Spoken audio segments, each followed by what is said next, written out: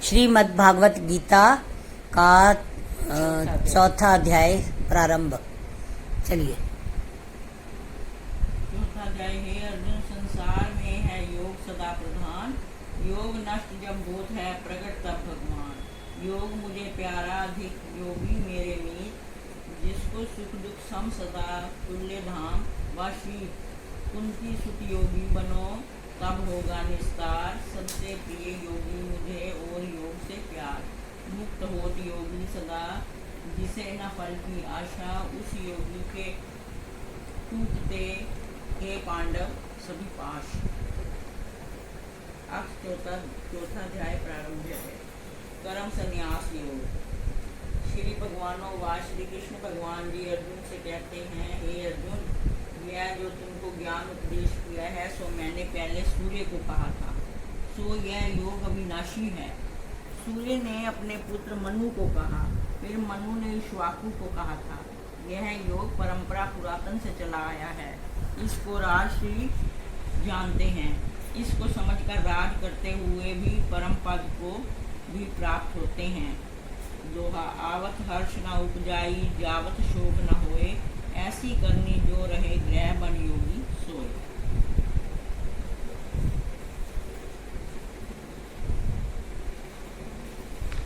हे परम तप अर्जुन, इस योग को चिरकाल व्यतीत हो गया, अब पुरातन हो गया, संसार में नष्ट होकर मिट गया है। अब वही पुरातन योग तेरे प्रति कहता हूँ। यह योग वार्ता तेरे प्रति इसलिए कहता हूँ कि तू मेरा भगत है और सखा है। सो चित्त एकाग्र करके सुन, आई वस्तु का हर्ष ना कर, चली जावे उसका शोक ना कर। एक ही जैसा जान, हर्ष शोक से अलग हो, चित्त को स्थिर रख। अर्जुनोवाच। अर्जुन श्री कृष्ण भगवान जी के वचन सुनकर प्रश्न करता है, हे महाप्रभु, तुम्हारा जन्म तो अब वासुदेव के घर हुआ है और सूर्य पुरातन है, आगे का प्रकट हुआ है। तुमने कब सूर्य को यह ज्ञान दिया था, सो कृपा करके मुझको समझाओ। अर्जुन के प्रश्न का उत्तर श्री कृष्ण भगवान जी कहते हैं, भगवानों वाच, हे अर्जुन, तेरे और मेरे बहुत जन्म व्यतीत हुए, सो मैं उन सब जन्मों को जानता हूँ, तू नहीं जानता। मैं जन्म से रहित हूँ, अविनाशी हूँ, आत्मा हूँ, समस्त भूत प्राणियों का ईश्वर हूँ, प्रभु हूँ। अपनी माया के पीछे होकर जन्म भी लेता हूँ। माया का पीछा क्या कहिए, जैसे कोई राजा अपने राज वस्त्र उतार कर और अन्य वेश धारण करने से लोगों द्वारा पहचाना नहीं जाता, इसी भांति मैं देह धरकर संसार में आया हूँ। हे अर्जुन, मैं देहधारी नहीं, परे से परे हूँ, मेरा देह स्वरूप है। जैसे मिश्री की झारी हो, इसमें मिश्री का शरबत भी घोला हुआ हो, ऐसे मेरा देह और आत्मा एक ही स्वरूप है। हे अर्जुन, मैं कब और किस निमित्त जन्म लेता हूँ सो सुन। जब जब धर्म की ग्लानि होती है, अधर्म उठकर धर्म के मार्ग को छादिता है, तब तब मैं प्रकट होता हूँ। साधुओं की रक्षा और दुष्कृत अर्थात पापी जीवों का नाश करने निमित्त, धर्म को बढ़ाने के निमित्त मैं युग युग में अवतार धारण करता हूँ। अब जो मेरे दिव्य और कर्म है तिनको जान।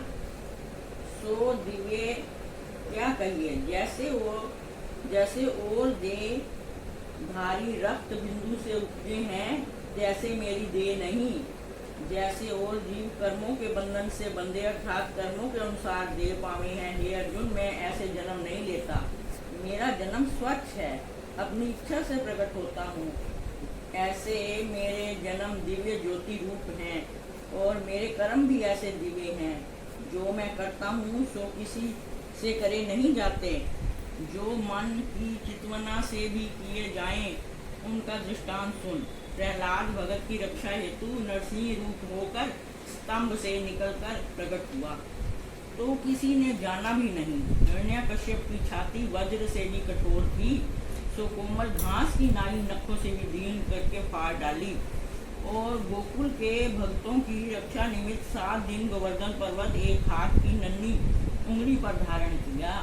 और जो मैंने अनेक कर्म किए हैं सो दिव्य किए हैं।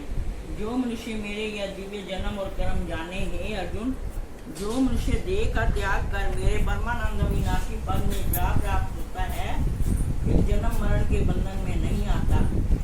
तब अर्जुन, जिसको मेरे चरणारविंद की भक्ति उक्ति है उसकी बात हो, जो बहुत जन्म वैरागी होकर और नियम क्रोध रहित होकर और मन का चेता मेरे पीछे रख कर मेरी उपासना करता है, इन साधनों से जिसका मन पवित्र हुआ हो उसको मेरी भक्ति उक्ति है। जिनको प्रेम भक्ति उक्ति है, हे अर्जुन, मैं उनके रोम रोम में आ निवास करता हूँ। अब अर्जुन और सुन, जिस प्रकार कोई मेरा भजन स्मरण करता है उसी प्रकार मैं उसका भजन स्मरण करता हूँ, और सब मनुष्य ही जिस प्रकार से मैंने लगाए हैं जैसे ही वह लग रहे हैं। अब वो सुन, मैं अपने भक्तों के साथ ऐसा हूँ जिस प्रकार मेरे भगत मेरे साथ हैं। और जो तू कहे सभी मनुष्य तुम्हारा भजन क्यों नहीं करते, देवता की उपासना क्यों करते हैं, उनकी बात सुन। देवता की उपासना करके मनुष्य फल मांगते हैं कि मुझे पुत्र मिले, धन मिले, देवता दिल की कामना पूरी करते हैं। सो देवता थोड़े यत्न किए से प्रसन्न होते हैं, इसलिए देवता की उपासना करते हैं।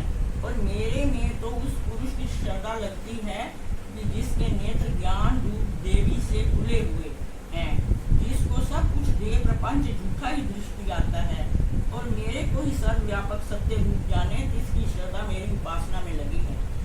अब अर्जुन, यह जो चारों वर्ण ब्राह्मण क्षत्रिय वैश्य शूद्र हैं सो मैंने ही उपजाए हैं, और इनको भिन्न भिन्न अपने अपने कर्म मैंने कहे हैं। इन चारों वर्णों से इनके कर्मों का कर्ता कर्ता मुझको जान, पर मुझे किसी कर्म किए का लेप नहीं लगता।